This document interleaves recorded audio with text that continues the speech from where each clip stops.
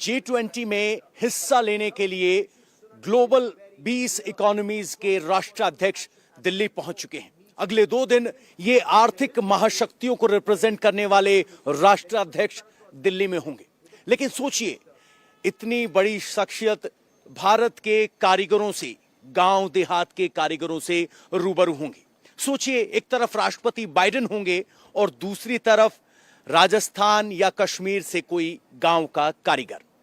जी हां, यहां पर एक शिल्प बाजार बनाया गया है जहां राष्ट्राध्यक्षों को भारत के गांव के कारीगरों से रूबरू करवाया जाएगा। आखिर यह कब सोचा गया कि भारतीय कारीगरों को आर्थिक महाशक्तियों के नेताओं से मुलाकात करवाई जाए, भारतीय कलाकारों से रूबरू करवाया जाए? क्या तैयारियां की गई?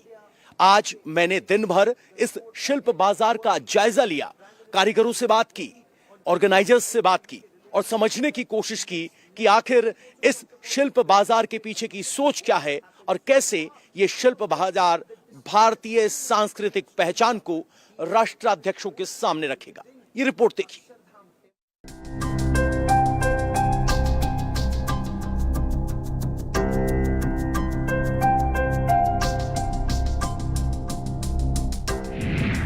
भारत मंडपम में सजा क्राफ्ट बाजार।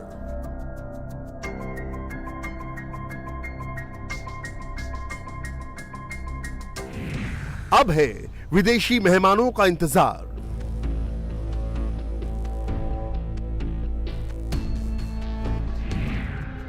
कलाकारों को मिला हाई फाइव।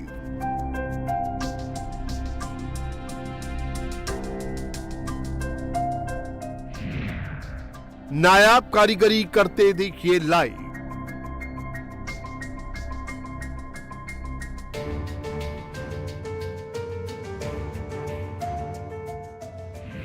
प्रधानमंत्री जो सोचते हैं बड़ा सोचते हैं और उन्हीं की सोच का नतीजा है भारत मंडपम में सजा ये क्राफ्ट बाजार। दिसंबर 2022 में जब बाली में हुई G20 समिट में भारत को इसकी प्रेसिडेंसी सौंपी गई, उसी दिन मोदी ने यह डिसाइड कर लिया था कि सितंबर 2023 में जब G20 देशों के हेड ऑफ स्टेट्स दिल्ली आएंगे तो उनको एक ही छत के नीचे पूरे भारत की कारीगरी, आर्ट और हस्तशिल्प का दीदार कराया जाएगा। और ये क्राफ्ट बाजार उसी प्लान का एग्जीक्यूशन है। G20 सम्मेलन में शामिल होने के लिए दुनिया के सबसे पावरफुल देशों के सबसे शक्तिशाली नेता आए हैं।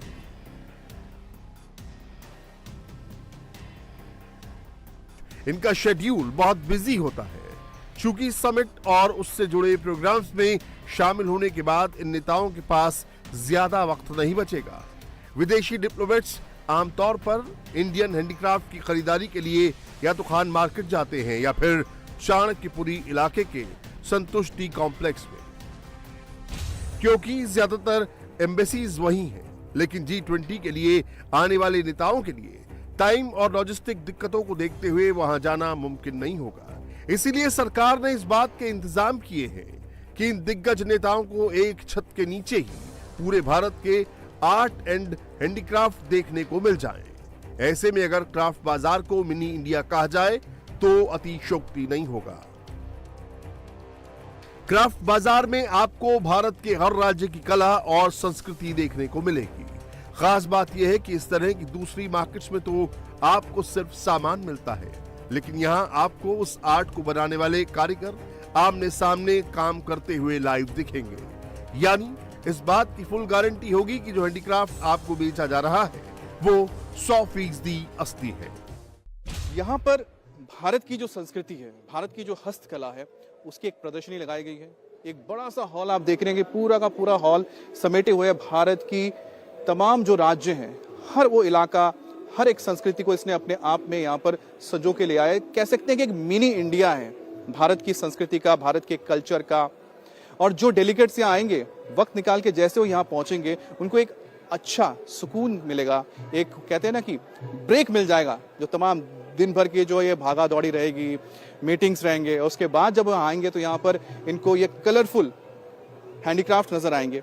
लेकिन सबसे बड़ी बात यह है कि यहाँ पर तमाम जो आपको अलग अलग स्टॉल्स नजर आ रहे हैं, वहां पर तो आपको हर एक राज्य की जो हैंडीक्राफ्ट से जो खास चीज़ें मिलेंगी, साड़ी है, डेकोरेटिव पीसेस है, ज्वेलरीज है, लेकिन जो एक्सपीरियंस होता है कि सामने इनको बनते हुए देखना, वो एक्सपीरियंस भी यहाँ पर रखा गया खास तौर पे। आप देखिए यहाँ पर श्री रियाज अहमद खान साहब हैं और ये पेपर से बना हुआ ये कश्मीर का बहुत ही पुराना हैंडीक्राफ्ट है जिसको वो तैयार कर रहे हैं। ये तकरीबन 900 साल पुराना है, क्योंकि 4020 में है, सेंट्रल एशिया से आया है। एक सूफी संघ था, उसका नाम है मीर सैयद अली हमदानी, जिसने कश्मीर में इन्वॉल्व किया है, क्योंकि वो अपने साथ 72% उसको लाया है।